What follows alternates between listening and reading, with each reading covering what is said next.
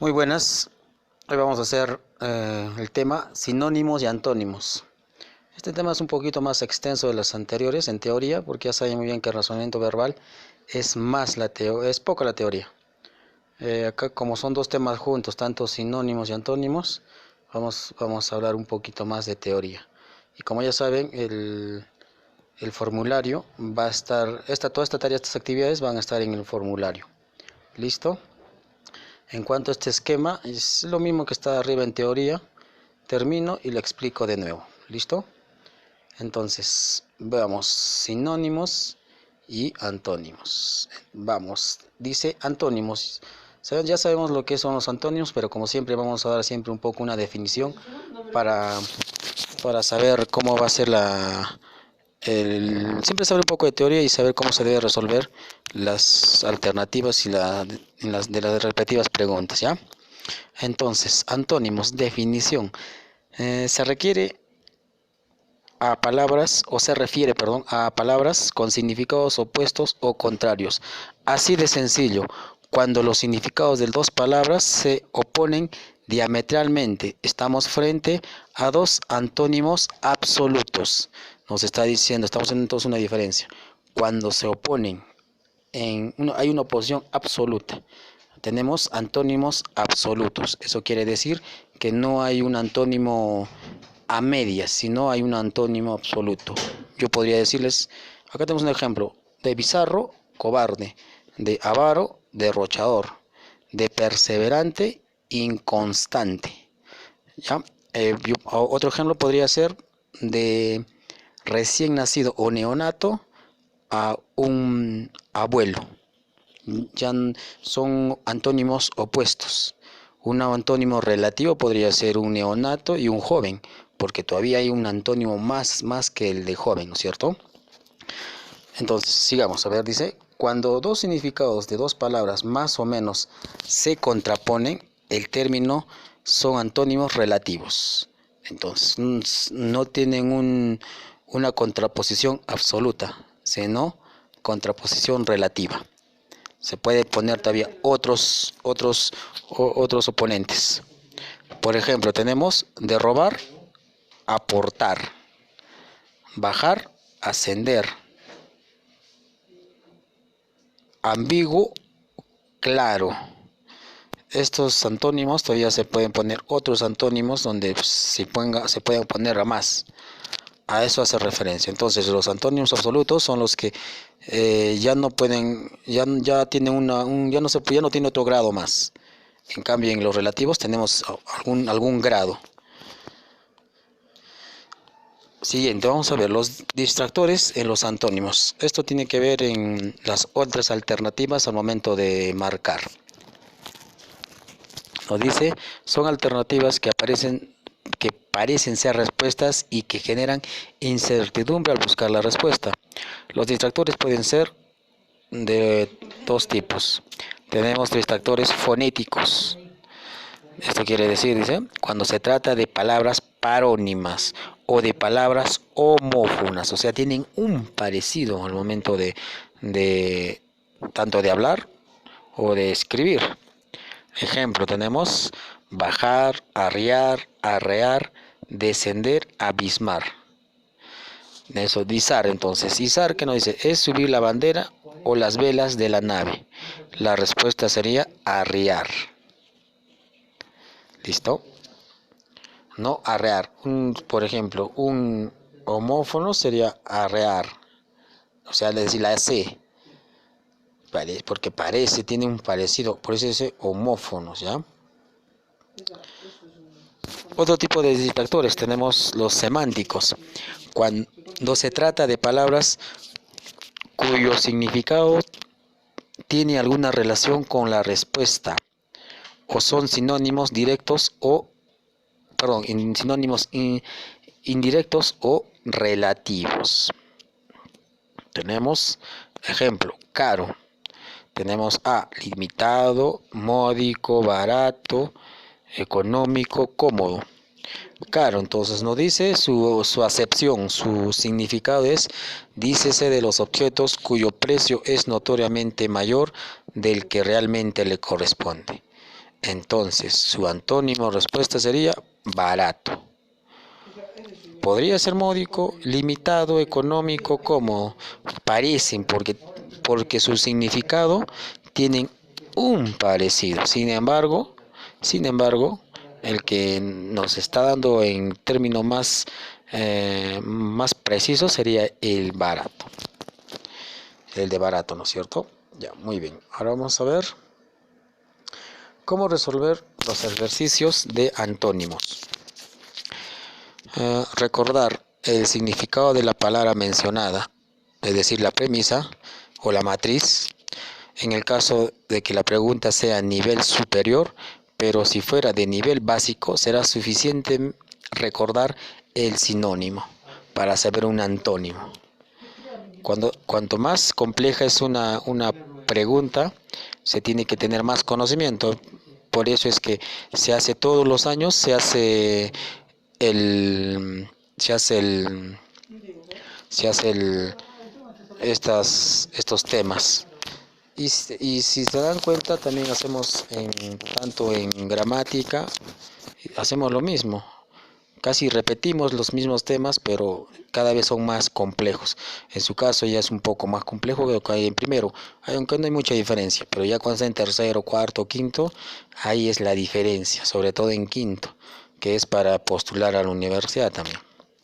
Tenemos dos, dice, elegir la alternativa cuyo significado sea opuesto a la premisa o término principal, o también llamado matriz, teniendo en cuenta la categoría gramatical del ejemplo. Es decir, si la premisa es un sustantivo, la respuesta debe ser otro sustantivo.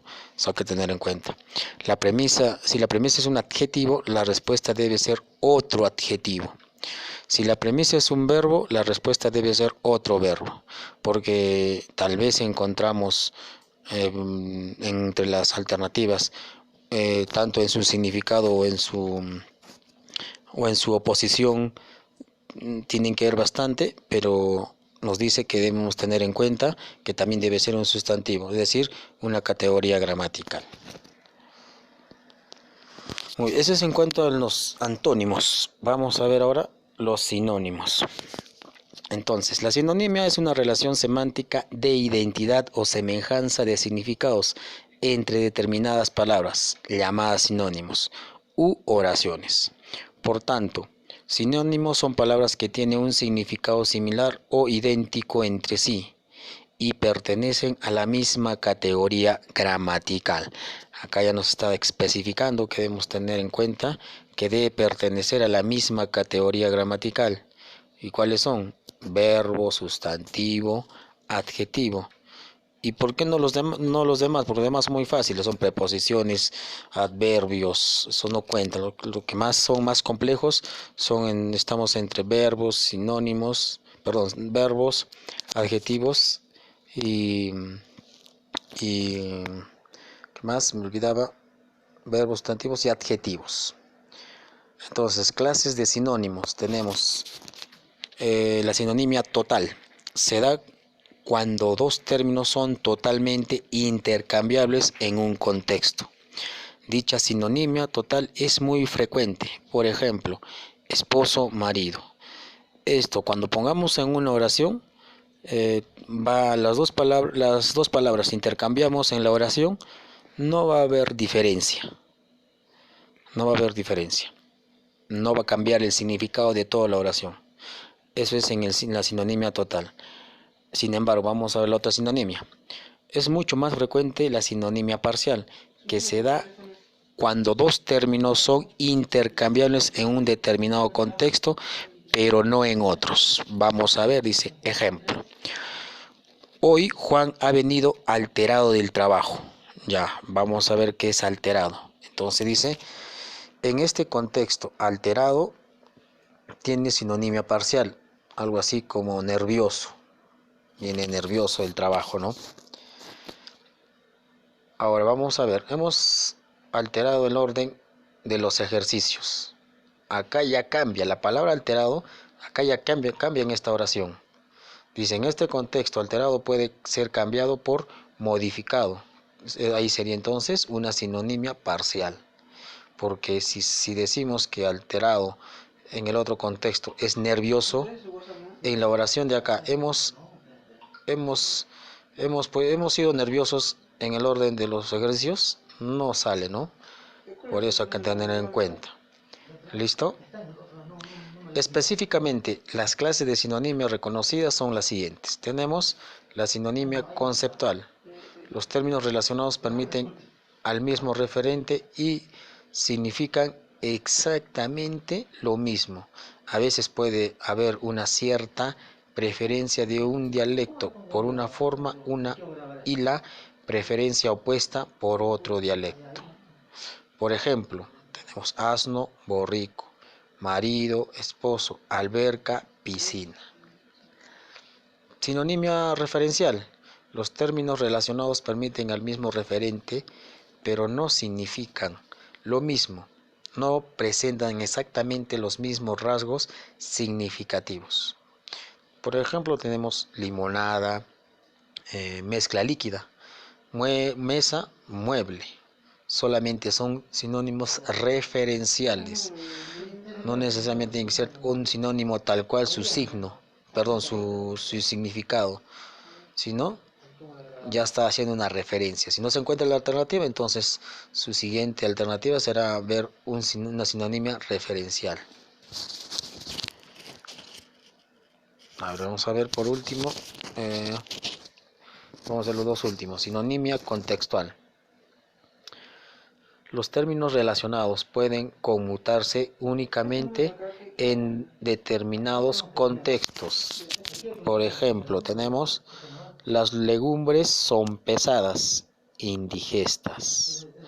Tu amigo es muy pesado, cansino. Este trabajo es pesado, duro, arduo. Es algo así como vimos acá arriba también. Por eso tenemos que ver entre sinonimia total y sinonimia parcial. Y eso se está viendo en esta forma, ¿ya? Sinonimia de connotación. Los términos relacionados están cargados de valores subjetivas, tanto que se pierde el significado objetivo. Cuando decimos valoraciones subjetivas, estamos dando a conocer o dando a entender que es lo que piensa el que habla. Por eso son subjetivas. Y tanto que se pierde el objetivo, se refiere que no el significado tal cual se encuentra, por ejemplo, en el diccionario, sino ya se está utilizando de diferente forma. Y lo utilizamos a cada instante, por ejemplo. Podemos, de acuerdo al contexto, pero utilizamos la sinonimia de connotación, porque son valores que ponemos subjetivos de cada uno. Por ejemplo, digo, decimos el perro de tu vecino.